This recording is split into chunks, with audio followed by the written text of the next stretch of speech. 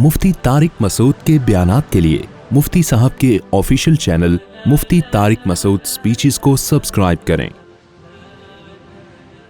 वो मिसाल दे रहा था कि उन्होंने कहा आपके यहाँ बूढ़ों की कोई कदर नहीं है। मैंने कहा कैसे? कहते हैं देखो मेरे अब्बा बीमार थे, वो थे, नाम आई है कनाडा में। कहते हैं देखो मेरे अब्बा मैं कनाडा में होता हूँ, मेरे अब्बा यहाँ हॉस्पिटल में थे, जिना में या कहीं सिविल हॉस्पिटल में, कोई केयर वेयर नहीं थी। यहाँ पाकिस्तान में बूढ़ों की कोई केयर वेयर नहीं होती, इतने बुरे हालात थे।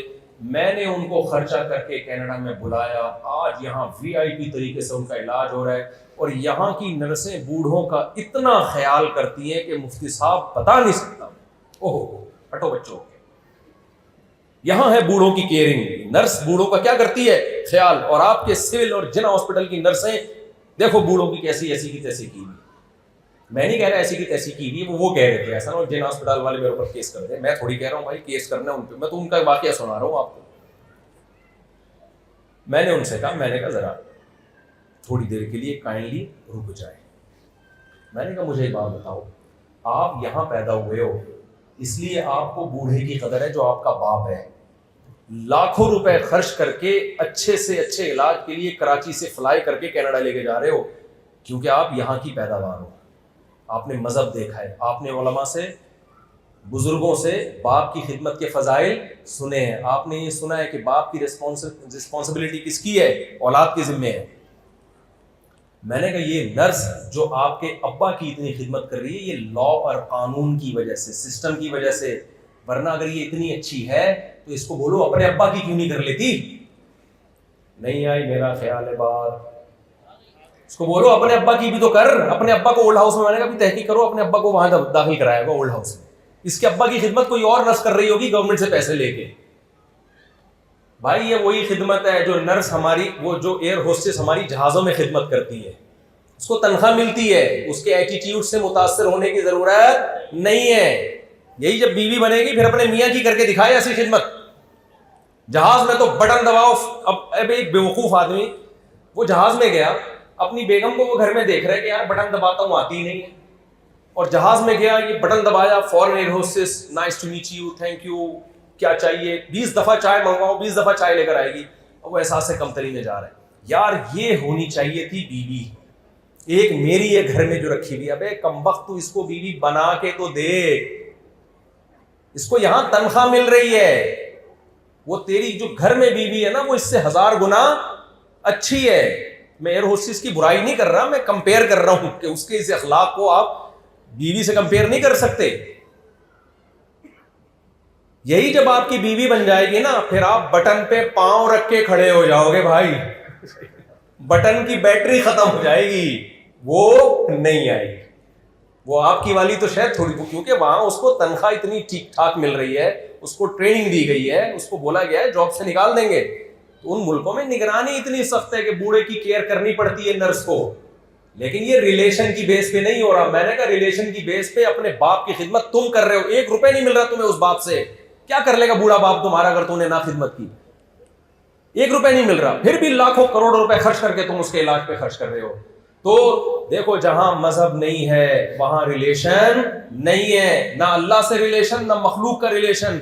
और जहां रिलेशन नहीं है वहां इंसान सुकून की जिंदगी नहीं गुजार सकता, क्योंकि इंसान को अल्लाह ने तन्हा पैदा नहीं किया। इंसान उस मखलूक में है जो बाकायदा रिलेशन बना के रहता है, और रिलेशन में ब्लड रिलेशन है जिसकी वैल्यू सबसे ज्यादा है। तो मैं बात को बस सच्ची मुच्ची में वाकई में समेट रहा हूँ, खत्म कर रहा हूँ। वो ये है कि हम बने नहीं है भाई, हमें किसी ने बनाया है। तो अपने पहले अकीदे को दुरुस्त करें, और जब हमें बनाया है तो उसने हमें भेजा है। हमें जब माँ के बतन से निकाला तो माँ की छातियों में उसने दूध पैदा किया, फिर आसमान से बारिशें बरसाई, फालिकुल हब्बि वन्नवा, दाने और गुठली को फाड़ के तनावर दरख्त बनाया उसने, तरह तरह के मेवा जात पैदा किए उसने, चारों मौसम पैदा किए उसने, सर्दी गर्मी खिज़ां बहार, ये सारी नेमतें कुरान बयान करता है। मैं अभी आयतों को हज़फ कर रहा हूँ ताकि बयान ज़्यादा लंबा ना हो। उसी ने दूध की नेमत पैदा की। अल्लाह कहते हैं इन्ना लकुम फिल अनामिल इब्रा, कैसे सूखा चारा जानवरों को खिलाते हो और कैसे चिकना गाढ़ा दूध निकालते हो। उस सूखे चारे को लैब में ले जाके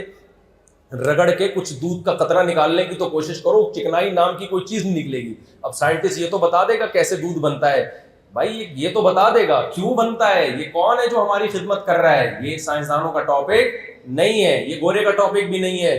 تو اللہ بتاتا ہے میں سوکھا چارہ ان کو کھلاتا ہوں اور کیسا چکنا گاڑا دودھ تمہارے لیے نکالتا ہوں. تو یہ ساری سہولتیں ہمیں اللہ کی طرف سے ملی ہوئی ہیں.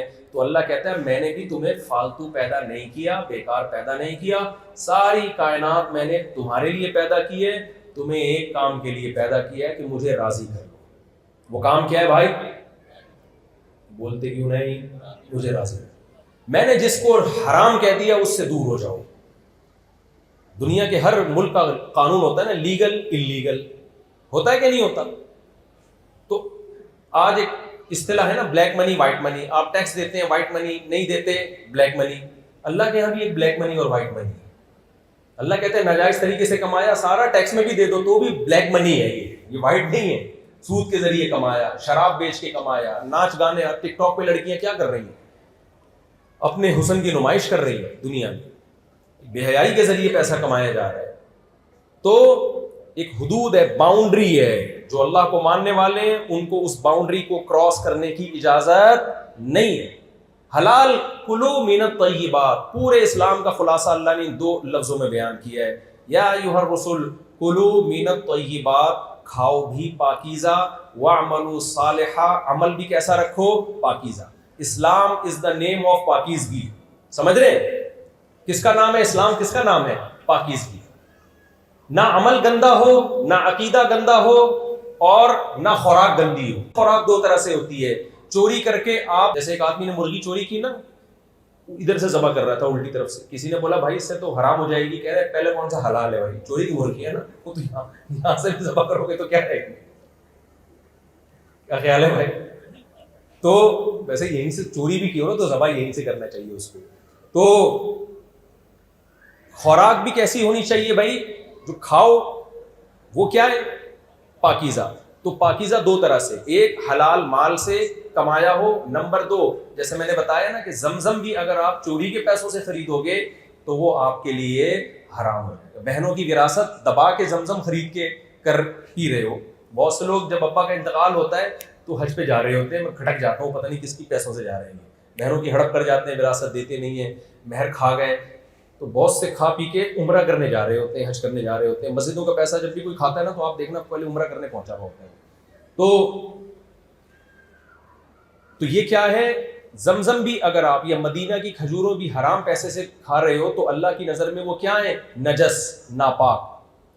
تو ناپاکی کی ایک قسم یہ ہے, اس کو بھی قرآن نے حرام قرار دیا. ایک قسم یہ کہ حلال پیسوں سے کھا رہے ہو, لیکن جو جانور آپ کھا رہے ہو یا جو چیز آپ کھا رہے ہو وہ اللہ کی نظر میں اللیگل ہے. خنزیر کا گوشت کھا رہے ہو یا مردار کھا رہے ہو, جانور باقاعدہ ذبح نہیں ہوا, اللہ کا نام لے کے اس پہ گلے پہ چھری نہیں چلائی گئی, تو یہ بھی کیا ہے؟ اللہ کی نظر میں نجس. ہمیں کتے بلی کھانے کی اجازت بولو نہیں ہے, سانپ بچھو کھانے کی اجازت نہیں ہے. چائنا والے کھائیں, وہ نہیں مانتے خدا کو, وہ ان کا ہیڈک. تو یہ ہے خوراک سے اس کا تعلق. یہ اسلام کا خلاصہ بس میں آخر میں پیش کر رہا ہوں. دوسرا کام کیا ہے؟ عقیدہ بھی نجس نہ ہو. اللہ کہتے ہیں جس کی زندگی میں شرک ہے اس کا عقیدہ نجس, ناپاک. اللہ کو اس سے بہت غیرت آتی ہے کہ اپنی جیسی مخلوق کو جو کمزور اور عاجز ہے تم کیسے اس کے سامنے جھک جاتے ہو. تم آسمان کی بلندیوں سے زمین کی پستیوں میں چلے گئے, اپنے ہاتھ سے پتھر تراشا اسی کے سامنے جھک گئے. کسی بزرگ کو مزار میں دفن کیا, وہ بھی تمہاری طرح کے انسان کھاتے پیتے اسی مزار کا طواف کر رہے ہو, اسی کے سامنے جھک رہے ہو. یہاں اکثر میں ایک واقعہ سناتا ہوں, ہمارے جاننے والوں میں ایک شخص کو فالج ہو گیا, آدھا دھڑ کام نہیں کر رہا تھا, بہت علاج کرایا ٹھیک نہیں ہوئے. تو انہوں نے کہا مجھے کسی نے بتایا فلاں بابا کے مزار پہ جاؤ گے تو وہ ٹھیک کر دیں گے. میں نے کہا بھائی وہ جو بابا تھے, بزرگ تھے, جب وہ قبر کے اندر گئے ہیں کیوں گئے ہیں؟ کیا ان کا کوئی دھڑ کام کر رہا تھا؟ انہوں نے کہا نہیں. میں نے کہا ان کے دونوں دھڑ کام نہیں کر رہے تھے نا, تو جس کے دونوں دھڑ کام نہ کر رہے ہوں وہ اس کا دھڑ کیسے ٹھیک کر سکتے ہیں جس کا آدھا دھڑ کام نہ کر رہا ہوں؟ کیا خیال ہے بھائی؟ نہیں آئی میرا خیال ہے بات. میں نے کہا تمہارا آدھا تو پھر بھی کام کر رہا ہے, ان سے تو پھر بھی تم کیا ہو؟ وہ تمہارے پاس آتے تو کوئی لاجک بنتی کہ یار تیرا میرے دونوں کام نہیں کر رہے دھڑ, تیرا آدھا کام کر رہے تو آدھا میرا ٹھیک کر دے. تم ایسے کے پاس جا رہے ہو جو تم سے بھی بڑے عاجز ہیں. تو مخلوق سب ایک جیسے عاجز ہیں.